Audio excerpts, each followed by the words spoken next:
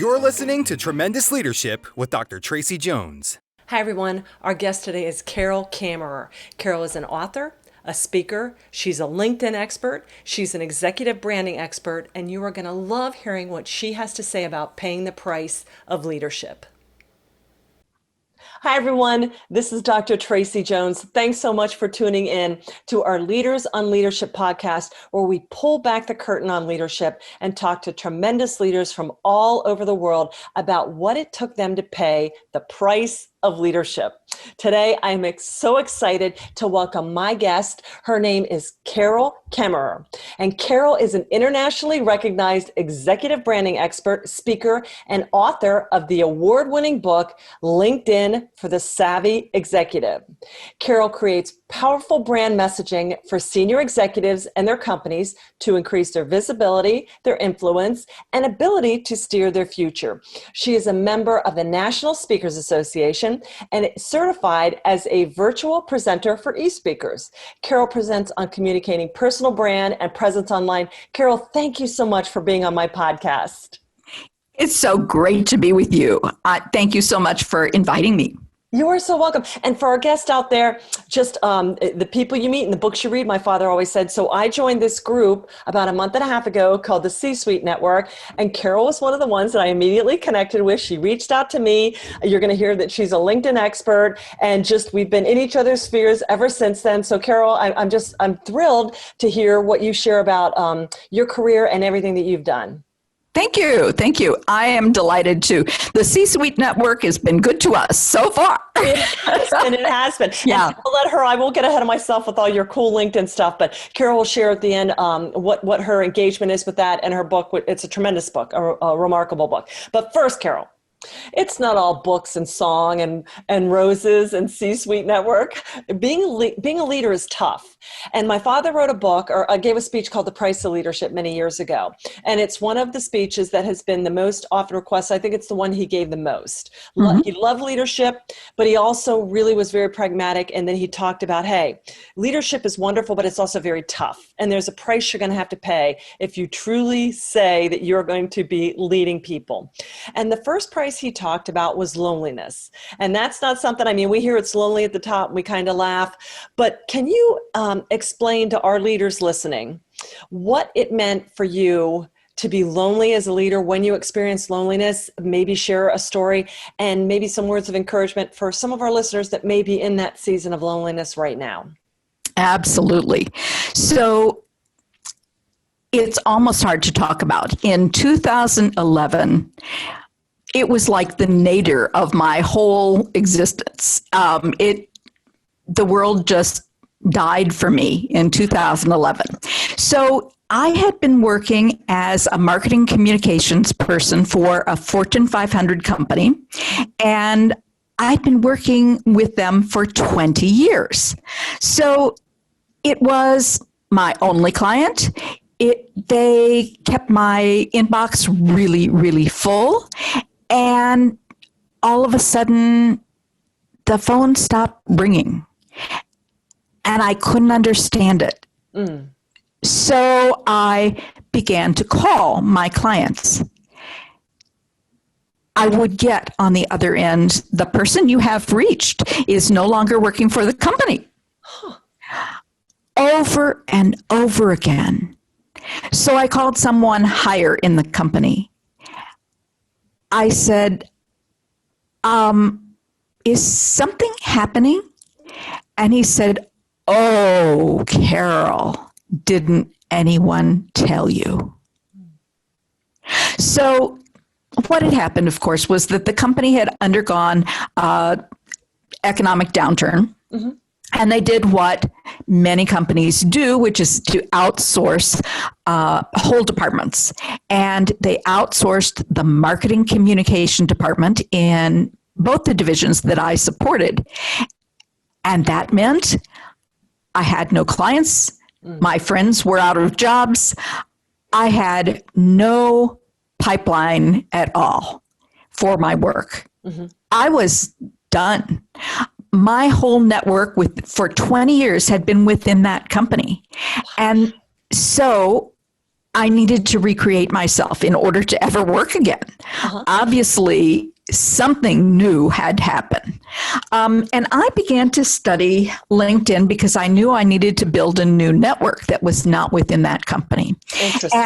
And I wanted to showcase my personal brand in a way that would draw people to me, because I was not used to picking up the phone and doing cold calls. My work just came from the sky. It was, it just always came.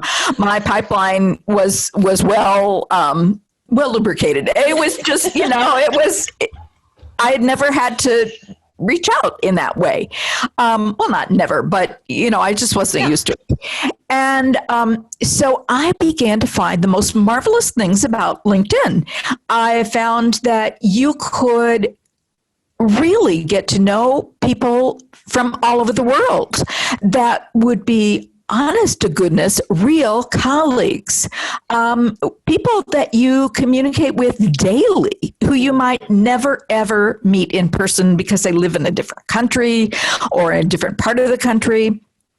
But people that you could follow and they would follow you, and there could be that magic of collegiality.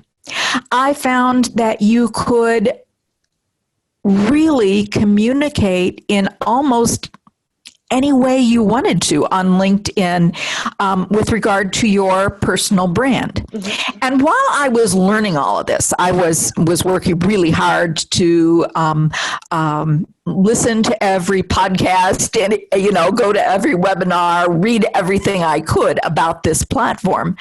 I was learning these marvelous things, and I reached out to my former clients because they were all out of work. Mm-hmm. They were all hurting. And I would say, let me help you with your profile, because you will find this is really impactful. Mm-hmm. You will find that you will get better traction.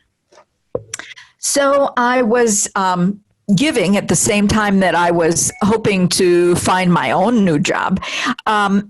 And it wasn't very long until they started referring their friends to me, people that I didn't know. And all of a sudden I'm realizing, I have a new area of subject matter and expertise. Wow. I have a new market niche for myself. Nice. And so what I would say about my period of loneliness was that even though I was hurting, I reached out to others who were hurting, and together we made things better. Mm-hmm. When you are lonely is not a time to cut yourself off from resources. I found resources both across the world and right in my backyard. Mm-hmm. I just reached out to people in various ways to, share what I was learning so that they could find the value too. Mm-hmm. And through that sharing, I found a new me. Mm-hmm.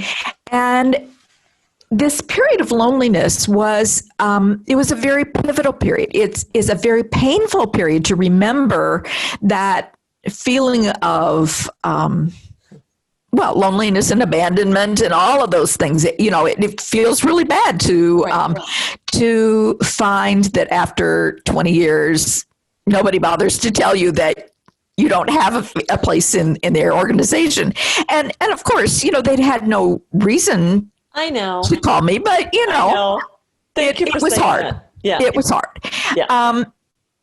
But what I found was that I have a voice that's mine, that my voice can shine my branding brilliance on mm-hmm. products, but now it also shines branding brilliance on people. And that's what I'm doing. I'm doing the people part. And it's so much fun. I work with C-suite executives and senior level leaders because they need the level of excellence that I bring to their text and their branding. I love that. And she did it for me. Check out my LinkedIn profile. She got right in there. I love it.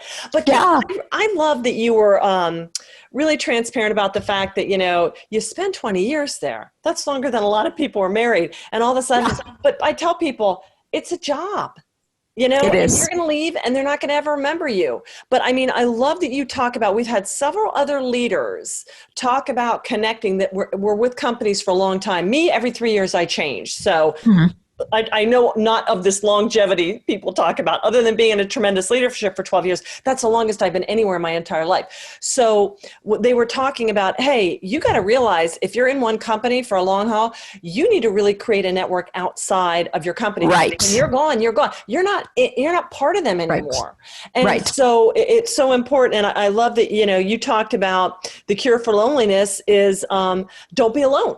Get out there and reach out. I love that. No, I love it. That's beautiful because you sometimes loneliness is, you see the vision, nobody else does. So you go through that transition time. Right. But here, this really happened with the pandemic for speakers. Hello. Sure. Guess what? Yes. What are we going to do? You're a lonely speaker when you don't get to travel and go. Absolutely. Yeah. I love it. Oh, thank you, Carol, for your insight on loneliness. That's absolutely brilliant. Okay, so the next thing my dad talked about was weariness. Yes. And, so we've talked about this with C-suite. It's refreshing, but I mean, it's tough out there because sometimes we're pouring into things that don't materialize or people that are just takers or it's just, I mean, it's tough to get up every day and fight the good fight. But can you talk to me about what weariness means to you and how you combat weariness and stay refreshed? Okay. So, for me, as a solopreneur, I am both the strategy person and also the person that executes. Now, this is good in some respects. I found that when people treated me as an order taker, I didn't like that at all. Right. I can do any task that needs to be done if I have set the strategy, because I know that every little piece fits in the strategy and every piece has meaning, whether it's fun or not. But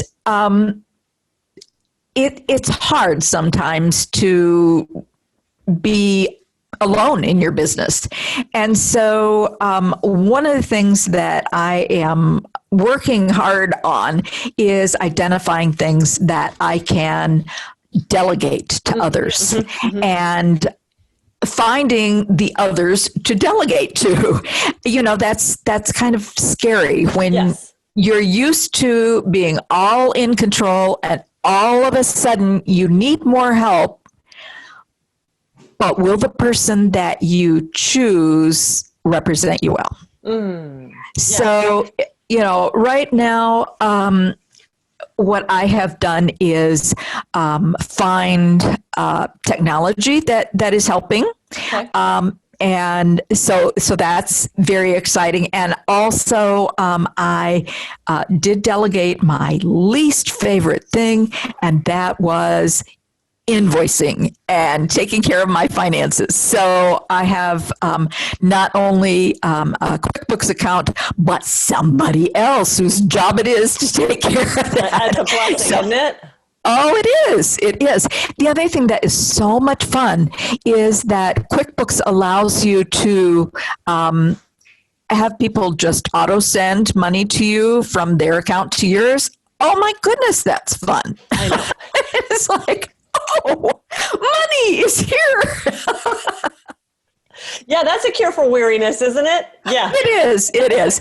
So other things that I do to cure weariness, I walk.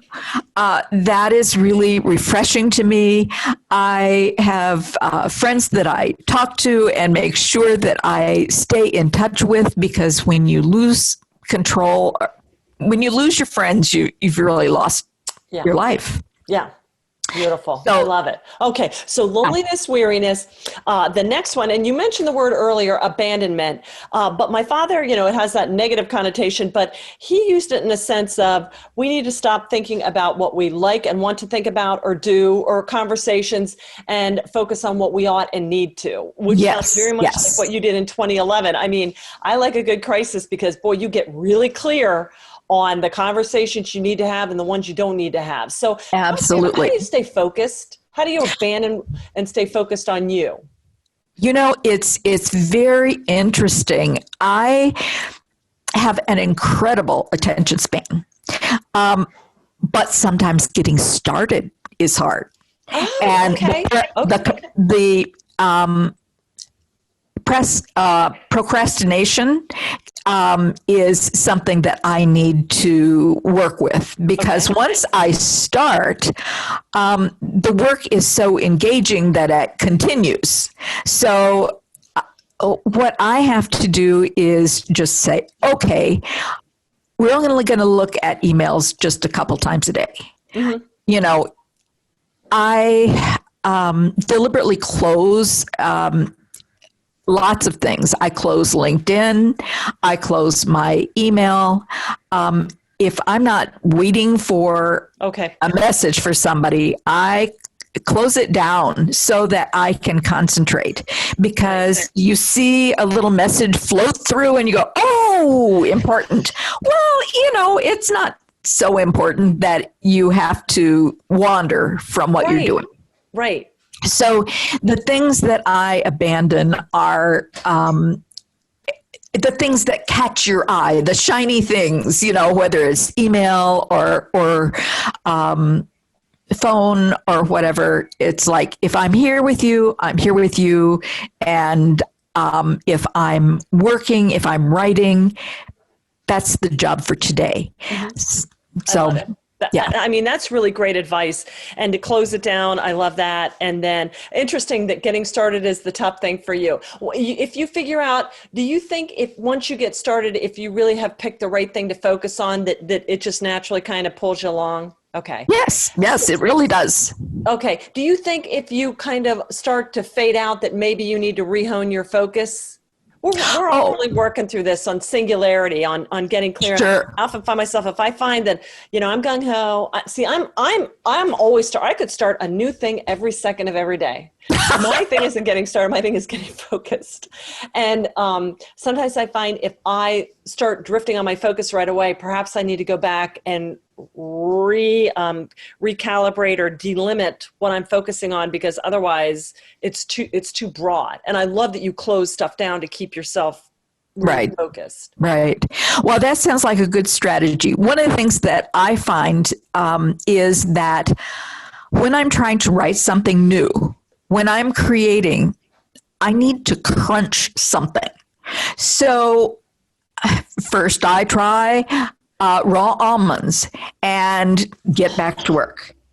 If that isn't sufficient, then I get myself a bunch of baby carrots and I really crunch, so that, I don't know, it's just part of it. And what I am trying to do is to make sure that the things that I crunch are not deleterious to my overall nutrition. Right.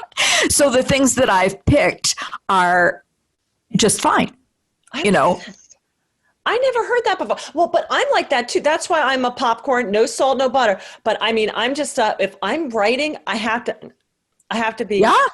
I have to be. That's why I got that skinny pop. Because okay, just here's 100 calories, just do this. But I mean, I'm very much like that. If I'm thinking, I immediately get the urge, and I never thought about it. I'm a cruncher too. Yeah. Well, it is interesting. I just know that that's part of me. And so I have these strategies for making sure that it's not a harmful part of me. I love it. And you've developed your strategy too. Well, I like that, because some people are like, well, I put on music, and I'm like, oh Lord, if I put on music, it's over. I don't know what's going on. But I mean, the crunching, I love that. It's part of my strategy. Popcorn's, my dentist isn't happy about it. He's like, can you just lay off those old maids? I love crunching on them. But Excellent. All right. Well, okay. So Carol, we talked about loneliness. We talked about weariness. We talked about, thank you for sharing your strategies for abandonment. Okay, Carol, so the last point we're talking about is vision. And my father always said that vision is nothing more than seeing what needs to be done and then doing it. So can you share with us, I mean, you talked about 2011, but I mean, now everybody's at home focusing on LinkedIn, but how do you keep gaining clarity for the next great thing that is going to define Carol? Okay. So to keep my vision strong, especially during this COVID period, I have used silence as a way to really inform myself. Where am I going? What do I want to do? It used to be that I would jump out of bed and turn on the Today Show and listen to that while I was getting my makeup on. And then I would go and eat and I'd have more talking at me. And anytime I was preparing food, I would have the TV on. And whether there was anything, informative to watch or not, I would be listening, always double tasking with the listening and doing something else. Now I have silence. I get up. I don't turn anything on. The things that I was turning on were bringing bad news. It's not that I have no news in my life, but really, do I need to start my day that way? Right. And, so instead, before I jump out of bed, I'm thinking about what are my intentions for the day. As I'm putting on my makeup, I'm thinking, what is the number one thing that must be done today? What is my number one? And then what are the other things that would be nice to accomplish around my meetings and et cetera? I'm taking time to listen to me.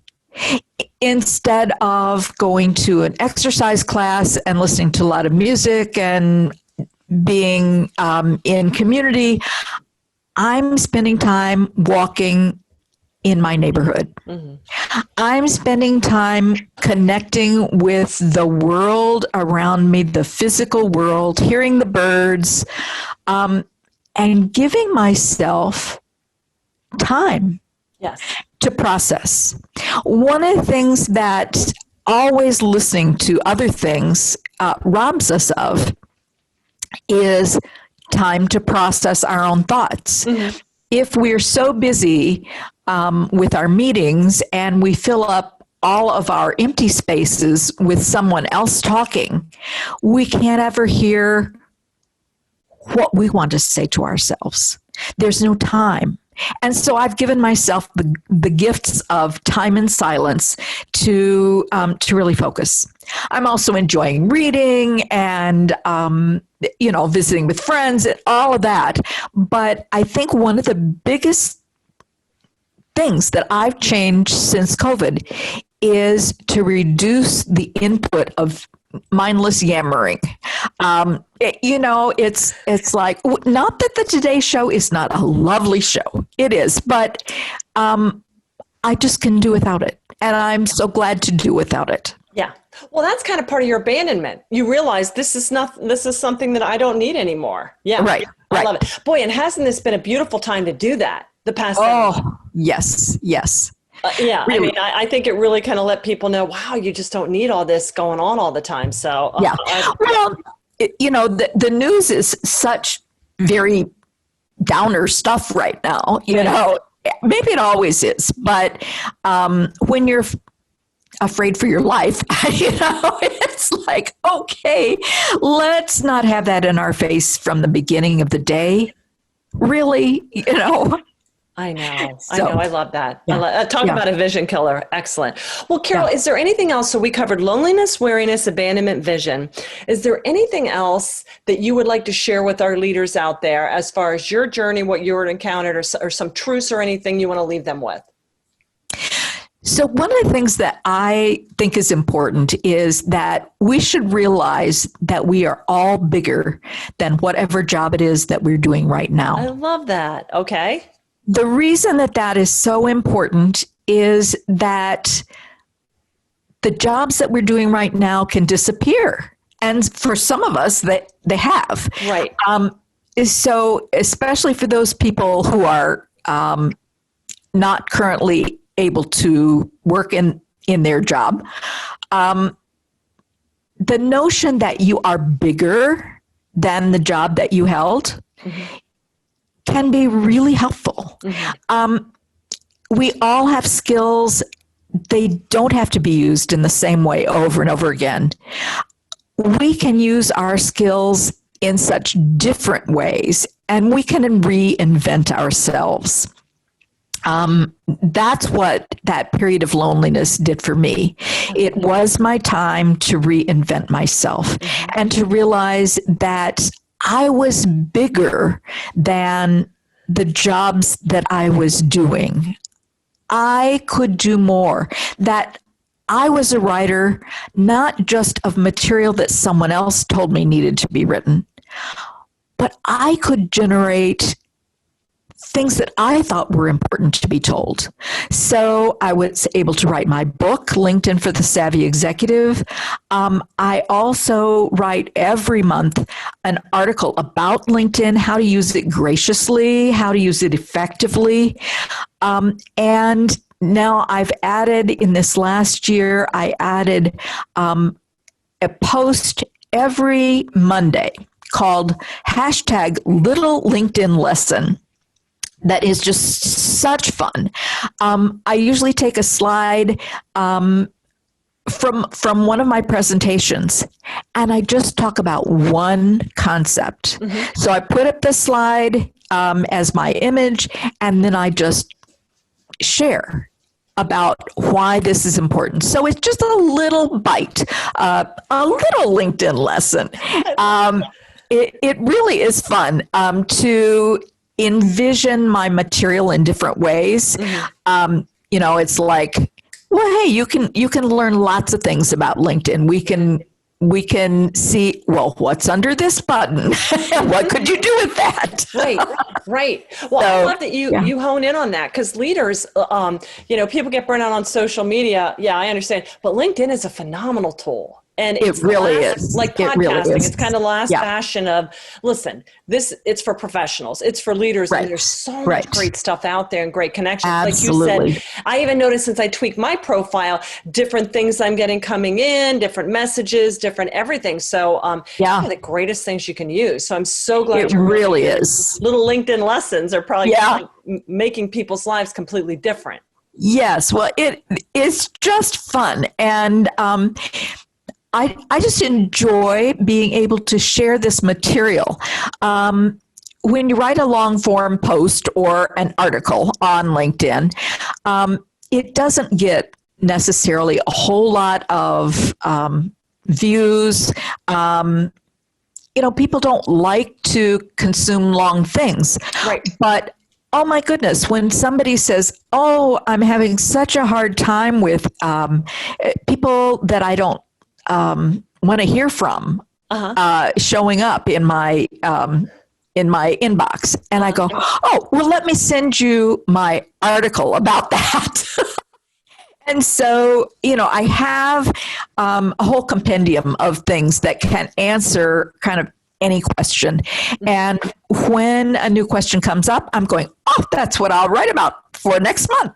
Isn't that perfect? Yeah, listen to the people and what they're experiencing. Absolutely. Absolutely. How do people get your book? Tell us the name of your book again and where people can pick it up. Okay. I know I got my copy. All right. So the book is called LinkedIn for the Savvy Executive. You can find it online at Amazon and BarnesandNoble.com. And you can also find me in every place if you know how to spell my name. Now, this is a tough one. So, Carol, that's the easy part. No E on the end, just Carol. That's great. The last name has twice as many letters as it needs. Kaemmerer. So it's Kaemmerer. And if you know how to spell my name, you can link in, connect with me on LinkedIn. You can find my company page, which is carolkaemmerer.com. And on my company page, I don't post other people's material. I only repost my own articles and my own little LinkedIn lessons and my podcasts, things that I am speaking at. So you'll see all of my stuff there, and then my website is carolkaemmerer.com. So spelling my name is really important, but after you've got it, you've got a connection to me. I love it. Right. I love it. Right. And for our listeners out there, we will put the links at the bottom of this, all the different links, so you can follow it, click on, and in case you didn't catch the spelling of that. So yeah. Excellent. Excellent. You are tremendous. Thank you so much. Tremendous Tracy Jones. I appreciate it. I just thank you so much for the insights you shared. Really some great timeless truths about what it takes. And I love your authenticity. What you shared is what we all go through, but that's okay. Yes. As my dad used to say, the job doesn't make you, you make the job. So wherever you land, for leaders out there, it is a time of transition. It'll be okay because it's you. And wherever you go, you bring you. And so thank you for reinforcing that truth to us. Yes, it really is so important for us to realize that we are bigger than any job that we hold. I love that. Absolutely. Well, listen, to our tremendous listeners, if you like what you heard, please hit the like and the subscribe button. Do us the honor of a 5-star rating and be sure and send us a note. Carol answers all the time. She and I watch her. She watches me. We are very active out there. And please check out her site, pick up her book, do her the honor of a review too, and follow her podcast as well. So to our tremendous listeners out there, thank you so much for paying the price of leadership. Have a tremendous rest of the day. Thank you for listening to Tremendous Leadership with Dr. Tracy Jones. Find out more about Dr. Jones at www.tremendousleadership.com. If you've been ignited by something you heard in this episode, let us know by leaving a review for Tremendous Leadership wherever you listen to podcasts, or by sending us a message through www.tremendousleadership.com.